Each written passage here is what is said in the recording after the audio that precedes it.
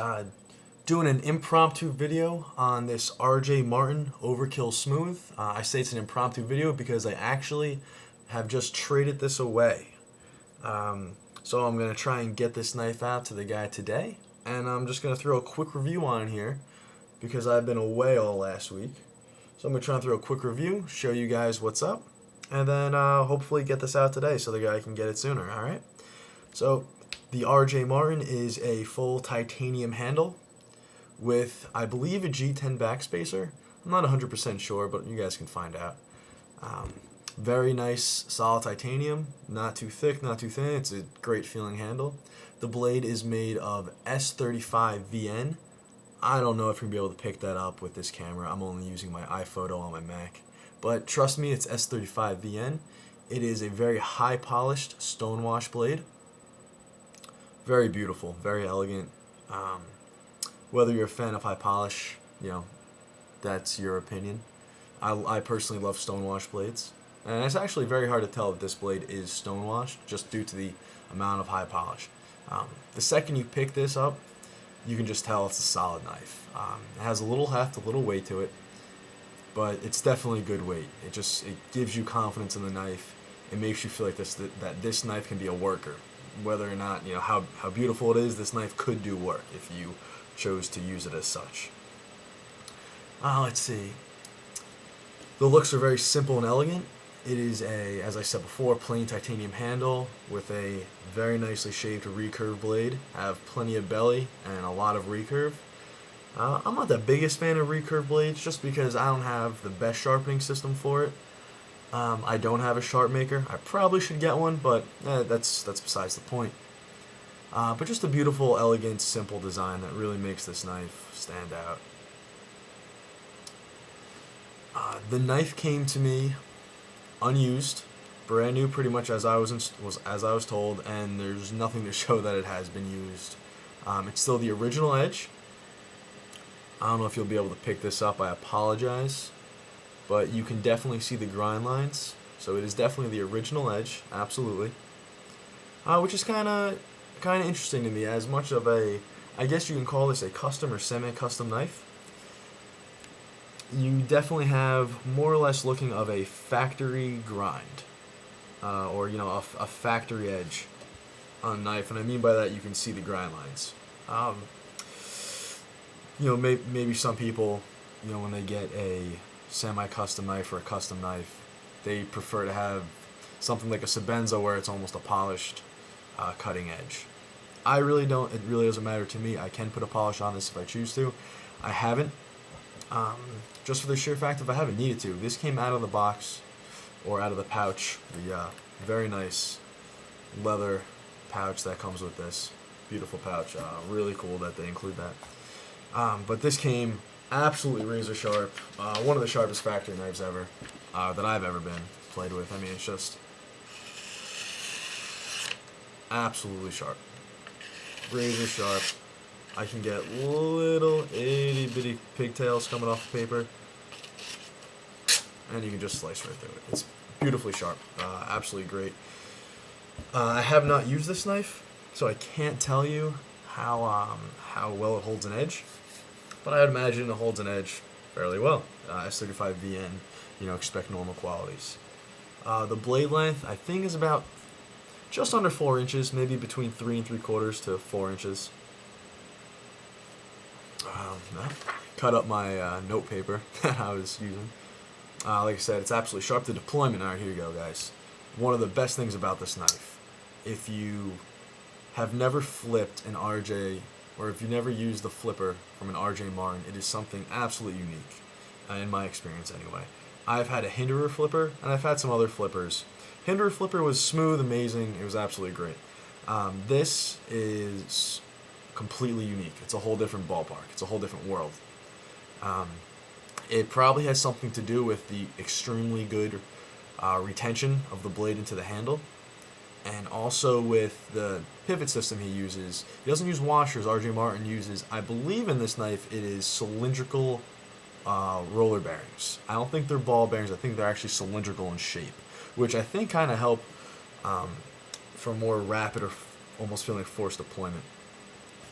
Like I said, it has actually a very good the blade has a very strong retention into the knife handle, which makes it pretty hard to flip, actually. And especially if you're holding down onto the lock bar at all, you're gonna have one hell of a time trying to flip this. The best way, actually, I made a thread on this knife on Jersey Devil, and RJ himself commented on it and said he designed the knife and the clip for your fingers, your bottom three fingers, to be on the clip like such, where the middle finger is on the very tip of the clip, and you're gonna activate it like this. And I mean, this thing just absolutely shoots out. I mean, no wrist flick needed, no nothing. I mean, it just pops out knife. It shoots out very, very fast. I've never had a flipper like this, and you can't open this knife slow because there's no thumb studs. It's just extreme fast deployment. I like it. For an EDC roll, maybe it might be a little sudden or rapid for some rolls, but it's really cool. It's just a solidly built knife. Okay, one thing I want to mention: the ease of unlocking this knife, for how solid this locks up. You can see the lockup is actually about 40%, I would say. Maybe something like that, 30-40%. Hasn't budged. I have been playing with this knife a little bit, but the lockup's been solid. It hasn't budged at all. And you can tell that, hopefully you can tell, the lock bar and the other handle slab are flush with each other. The locking bar really doesn't stick out at all, which makes the grip extremely comfortable. If you saw my other review of the Spyderco Titanium Military, you can see that the handle slab has a rather large cutout for the locking bar, and if you grip that tight, it could create a hot spot or an annoyance if you're doing hard work on this knife. It doesn't really bother me too much because most of the time I'm choked up just because this is such a large knife. But with the RJ, it's flush, but for how flush it is actually, I don't know if I can demonstrate this here, but it's incredibly easy to unlock. I don't know how he does it. It's just very smooth. It's flush, but he has a little cutout. You can see that little cutout within both slabs. And I don't know why, it's just extremely easy to unlock. It's great. I wish every titanium frame lock knife would be this easy and that smooth. Yeah, I think you get the point. I think I can shut up about that. Some things though that actually, which led me to make a trade to trade this knife away. As beautiful and as elegant and simple as this is, I'm just not that big of a fan of a very simple design. I've had Sebenzas, and I've traded them all away. Absolutely beautiful knives, absolutely solid, will do any cutting task you throw at it. It's just for that money. I don't know, I guess since I am new with knives, I've just been trying to see a lot of different styles, and I've been gravitating towards more of a design in the handle. I've had an Zahn, which I absolutely loved. Absolutely loved it. I traded it away to get some different knives. I can always get another one. Also, I think I said this before, I'm not the biggest fan of the recurve blade. I don't know why, I just like the looks of a straight blade with a nice belly to it. Although, I have to admit, this blade looks absolutely amazing. Okay, so some downsides I feel to this knife is the subpar jimping. Now, you can tell that they have jimping on the top of the blade and 2 jimping marks on the handle.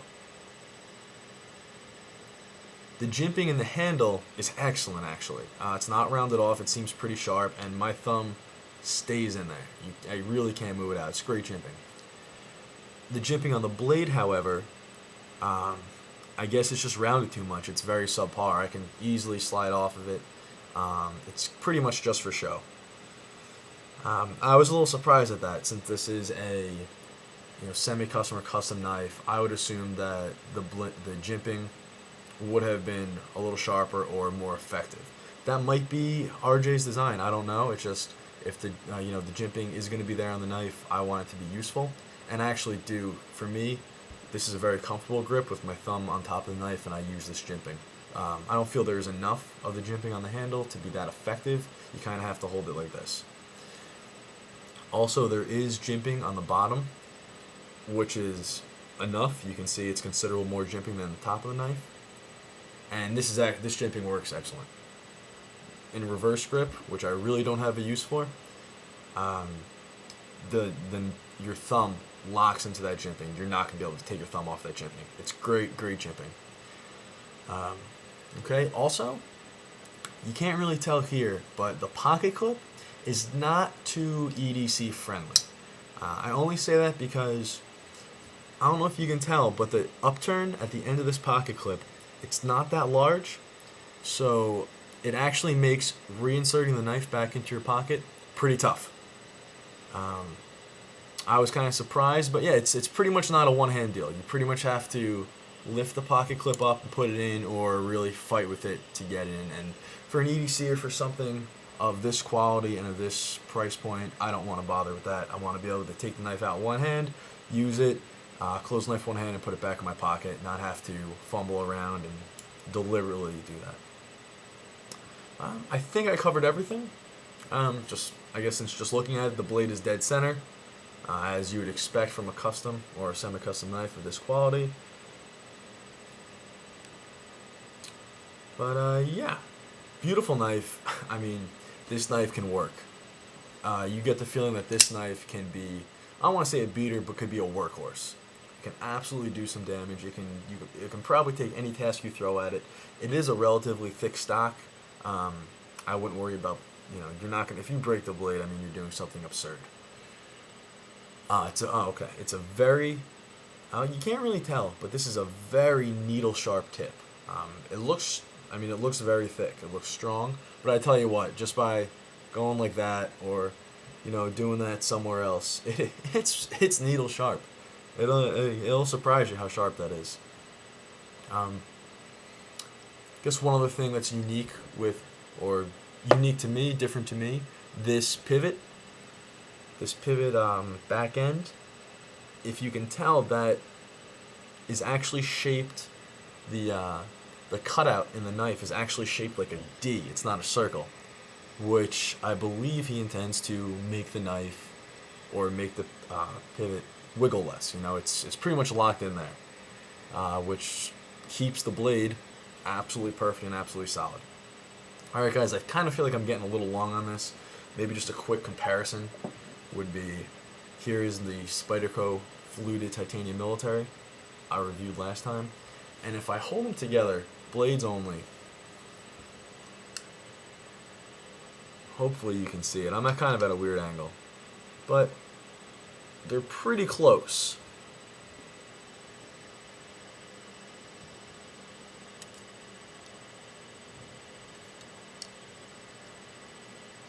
Pretty darn close. It's looking like the RJ is actually a bit longer in blade length.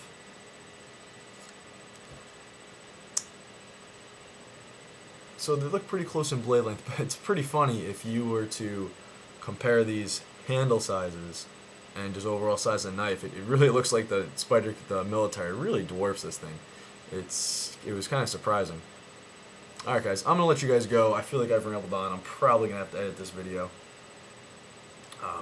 And I guess real quick, if I went this long, just some probably future reviews would be, I just got this Benchmade Skirmish, brand new, which is, except for a couple downsides, I absolutely love it.